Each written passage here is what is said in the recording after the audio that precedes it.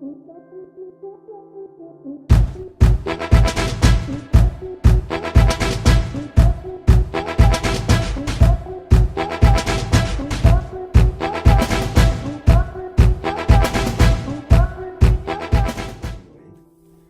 to Vintage B TV. I am Vintage B. So today, I wanted to talk about something that, this is a video I wanted to record for a long time. Something very personal. Forgive me. So I always think it's really important for people to shine a light and bring awareness to serious situations depending on your platform.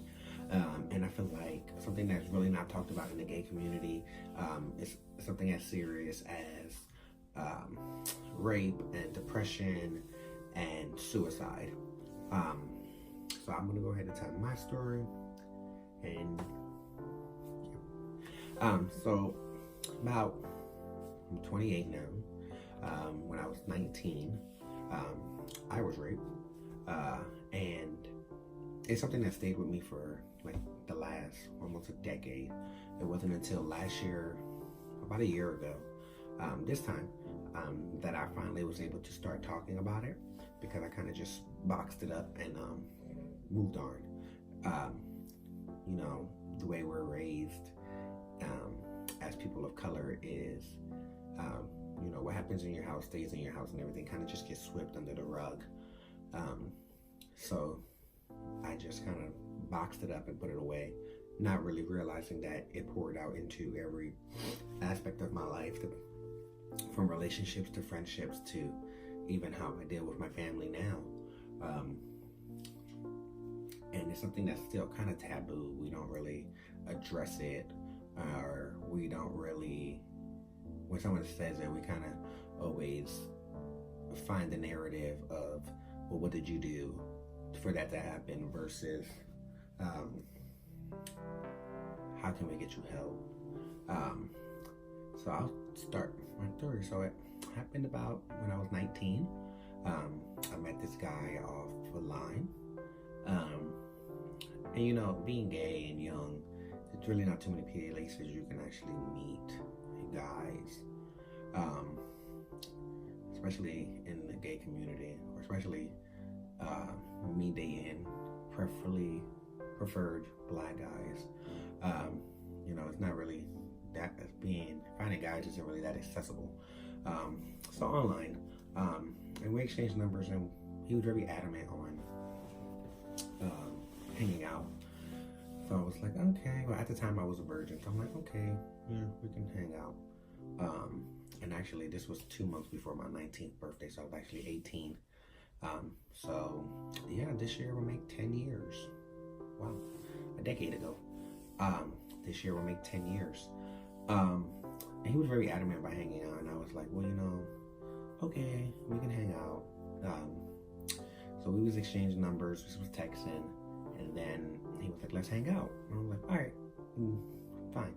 And he was very adamant on picking me up. And usually I drive, because I don't really like to be stuck places, and I'm the type of person that when I'm ready to go, I'm ready to go, and I'm not finna sit here and wait on nobody.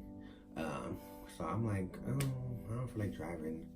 So I'm like, sure, you can come pick me up. So I go get ready, and I'm getting ready to leave. And my mom's sitting on the couch, which is very rare. My mom is one of the people, like, when she get off work, she in her room ready for bed to get up and go back to work. So she's like, where you going? I'm like, I'm going out. She's like, well, I don't really feel comfortable with you going out today.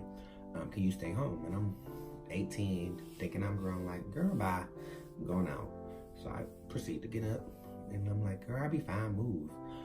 Anybody knows me, I'm one of the people, if I want to do it, I'm going to do it. Ain't no stopping me.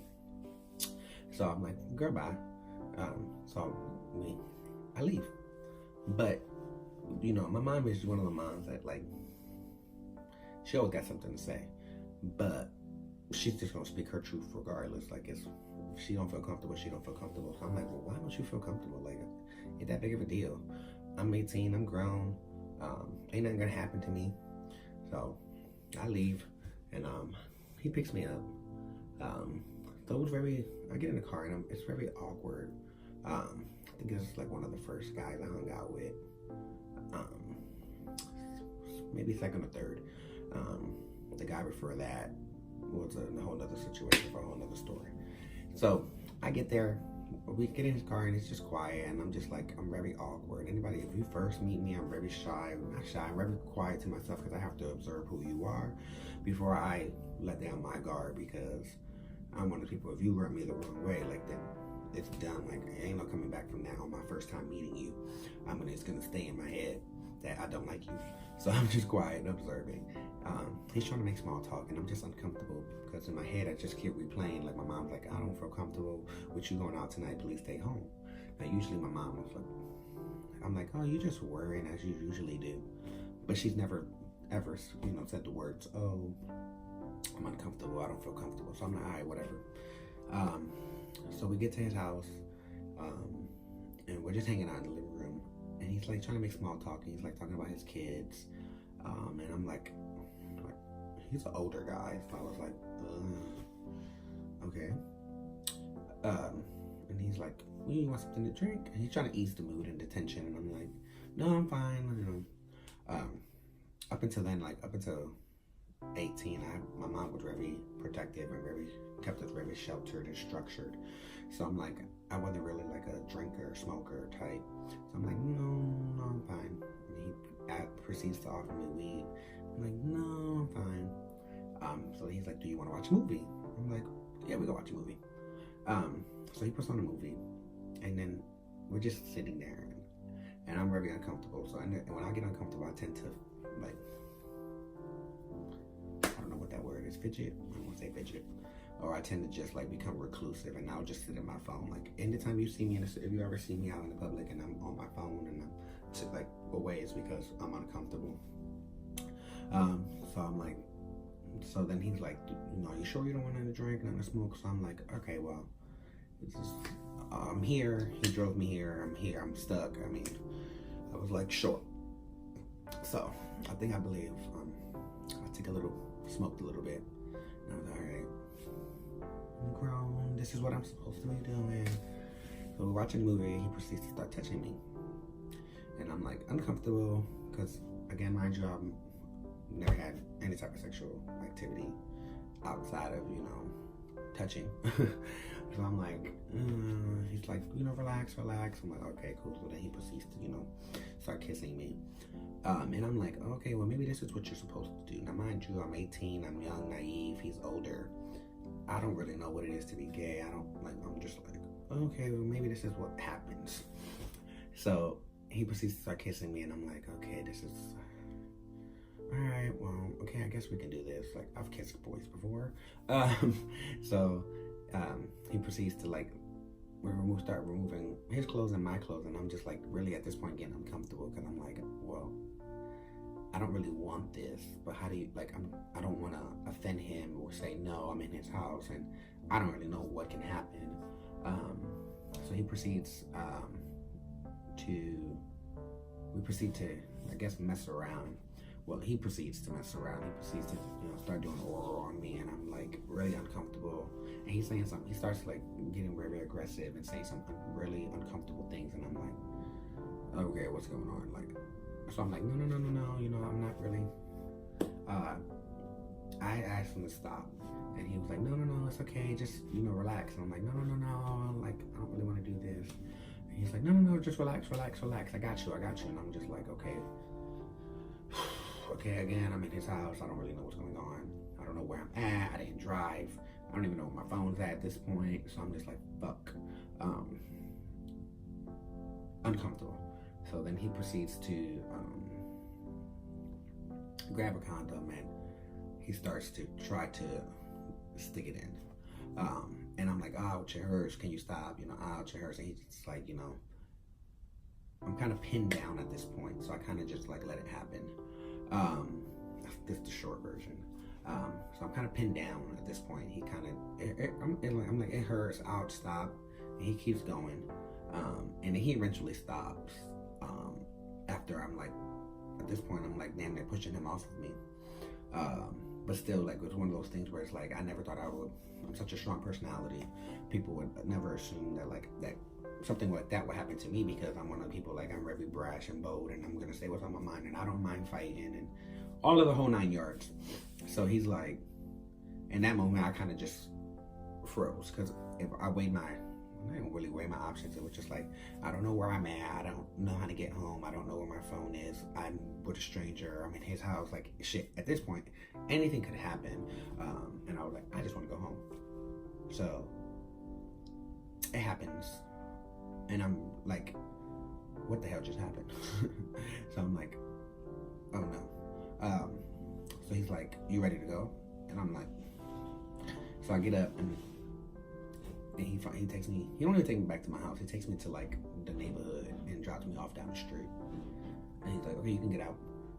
Here you go. So I get out and I walk home, and I'm just like, wow, like what the fuck just happened? So I get home and I don't say anything. I just go in my room, go to sleep, and act as if nothing happened, which was like the wrong thing to do. Now that I'm looking back, I should have said something, but to me it was like, well, it's my fault. I kind of put myself in that situation. I know no one's gonna believe me.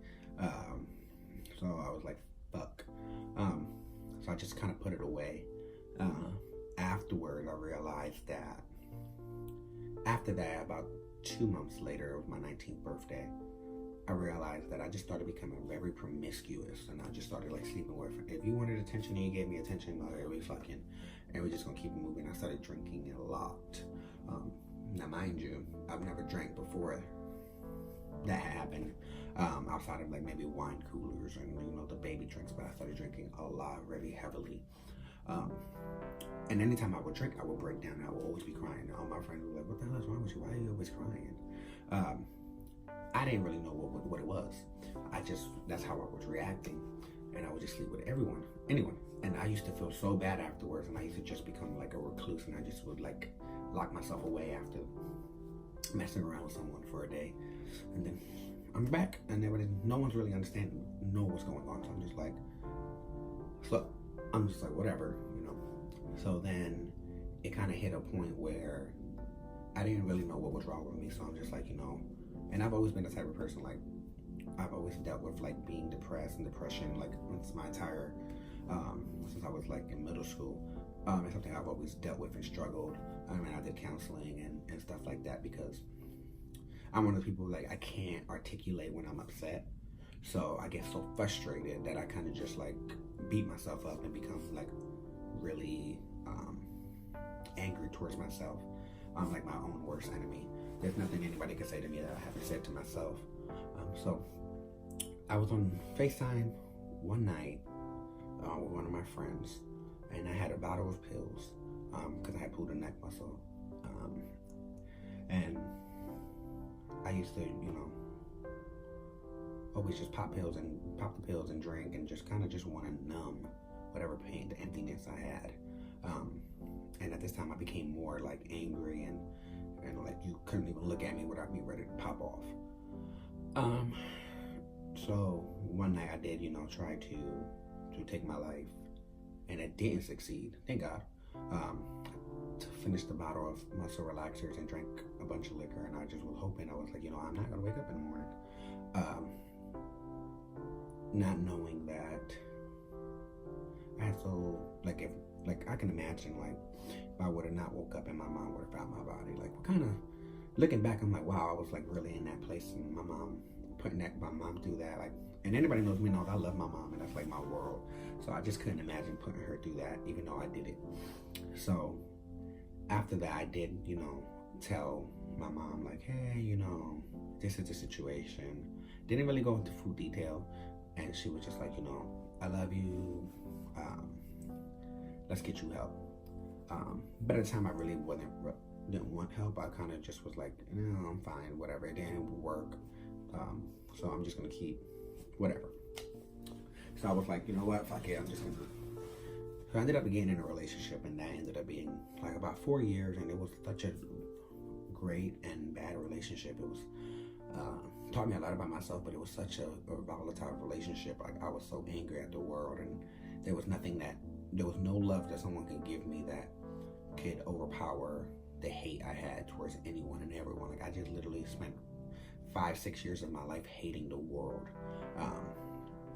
And then I thought it was okay. Like, I'm just like, well, it happened. I talked about it a little bit. I tried to take my life. Nothing happened. Whatever. So I ended up joining the military, went away for a couple of years. You know, my relationship ended up breaking and we ended up parting ways. And I kind of just surrounded myself with people. And I just became a people person because I realized that if I stay by myself, then that's when I'm the most vulnerable. If I'm constantly surrounded by people, then I don't have to have the focus on me. If I'm around a bunch of people, then I'm safe, I'm comfortable.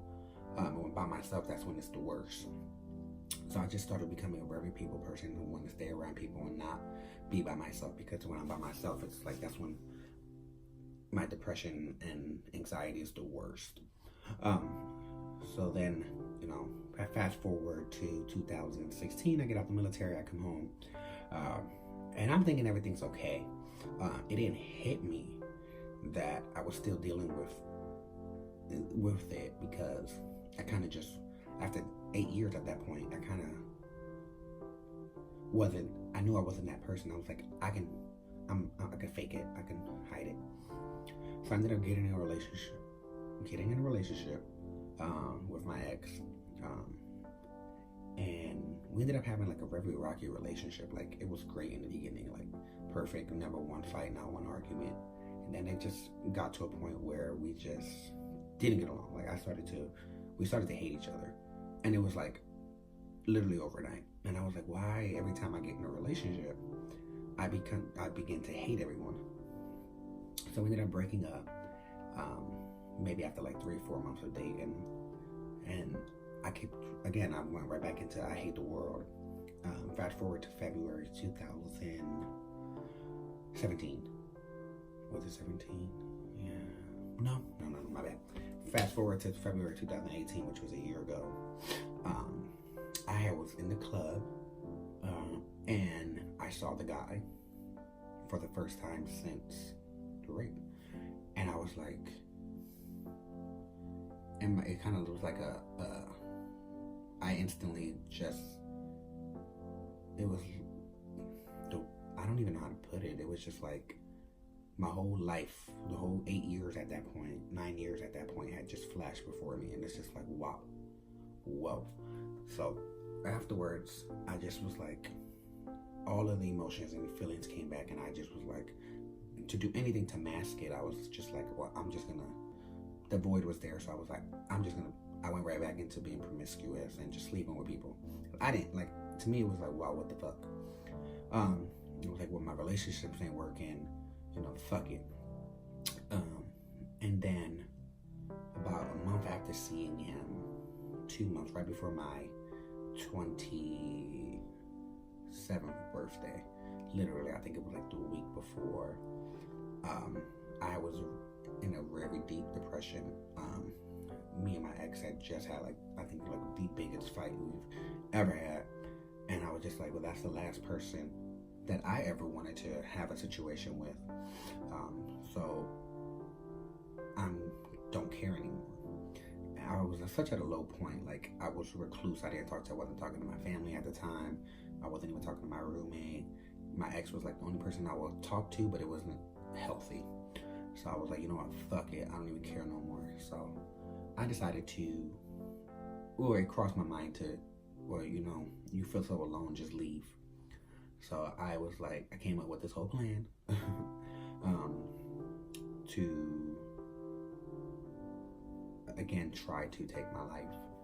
So I knew that if my roommate come home and it makes it seem as if I'm in the shower or taking a bath, he's not gonna bother me. So I ran my bathtub and my bathroom to set it like I was taking a bath. I came in my room, locked my door, and kind of barricaded myself against the door. Grabbed a bunch of liquor and a bunch of sleeping pills. And I wrote a note saying I love all of y'all, and how I'm sorry. And then I ended up texting my ex, and I was just like, hey, just know, whatever happens moving forward, I've always loved you. And he's like, what are you talking about? And I go, sorry. Like, I'm like, no. So I barricade myself against the door, and I put my phone on Do Not Disturb, and I'm not touching my phone. I'm just like sitting there crying and like trying to contemplate what's gonna happen next. And for some reason, I was like, I'm gonna play music. I just need some music. And music is very therapeutic to me. So anybody who knows me, like, I'm such a big Tamar fan. I'm like the biggest Tamartian. And so I'm like, I go to grab my phone and put on Tamar.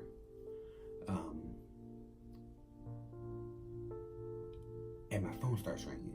And I'm like, so I ignore the phone call because I'm like, no, because this is my ex. I'm like, no, I'm not doing this. So I go to put my phone back down, and I see my message. It says, if you don't pick up the phone, I'm going to call the cops. And I was like, fuck. Like, so I'm like, I shouldn't send that message. But thank God I did, because it kind of actually saved my life in that moment. I kind of was able to open my eyes, and I looked around, and I was like, that was the first time I had a little clarity. That I was like, what the fuck am I doing? Excuse my language. Like, what the hell am I doing? Like, I have so many things to look forward to in life, and so many people that I love and that loves me, and that it doesn't matter what happened to me. I can't let that be my story and my narrative. And if I was to leave today, you win. So I answered the phone, and I just break down, and I'm just like a mess. And this is one thing that I'm truly grateful for when it comes to my ex. Like, even though we've had such a rocky relationship and we're still in this weird space, it's like I owe him so much, because he didn't realize in that moment what was done for me. And I think that was like the first time I felt comfortable back talking to him. And he kind of talked me off that ledge, and we kind of talked for about 2-3 hours, and I don't remember what we talked about. I don't know. I can't recall the conversation. I just know that by the time the end of the conversation was, the pills was thrown in the trash, and I was going to sleep for work in the morning. But from that, it kind of opened my eyes to realize that I have so much to live for. And after that, I was able to actually realize that if I talk about it, then I heal. So I posted a Facebook status about it, and I received such great feedback, and so many people who reached out to me and was like, I understand what you're going through, and people that come to me for advice about it and how I handled it, and it just made me feel like, okay, there's hope out there for me and for other people, and that I'm not alone, and that closed mouths essentially doesn't get fed. So needless to say, that was about a year ago. So I wanted to do this video. I had 1 year since about 2 weeks. In about 2 weeks, it'll be a year since the day I essentially started to actually rework my life and restructure my thinking. And though it's not easy, and every day is a struggle for me mentally and physically and emotionally, that every day I know that I'm getting one step closer to being healthier and living a more fulfilling life, because I have so many great things to look forward to. So I kind of wanted to share my story, because I feel like it's time for me to take control of my destiny and not allow something that happened at this point 10 years ago to continue to dictate and control my mind and my body and my way of thinking. So I say that to say, if any of you ever went through anything, or any of you ever experienced anxiety or depression or suicide or rape, that you're not alone, and that there's always people out there that knows your story or can relate to your story, and there's people out there that will help. And I'll go ahead and list the hotline numbers below. Talking about it has been very therapeutic for me. Not really a fan of counseling, but maybe that's another barricade and roadblock that I have in front of me that I have to get over. But I just want to say that I'm thankful for given an opportunity to continue to live and share my story, because 10 years later, I'm still here. And one moment in my life could have, even though it did change the course of my life, it made my life so much better, in a sense. But yeah, so thank you guys for watching. Again, I'll go ahead and post all these hotlines and details below. If you guys want to like, subscribe, follow, share, whatever you guys want. Again, I'm Vintage B. That's _Vintage B on Instagram and Twitter. And then on Snapchat, you can add me official Vintage B. If you guys have any comments, any suggestions, anything you want to see me talk about, go ahead and drop them below. You can inbox me. Again, thank you guys for watching, and yeah.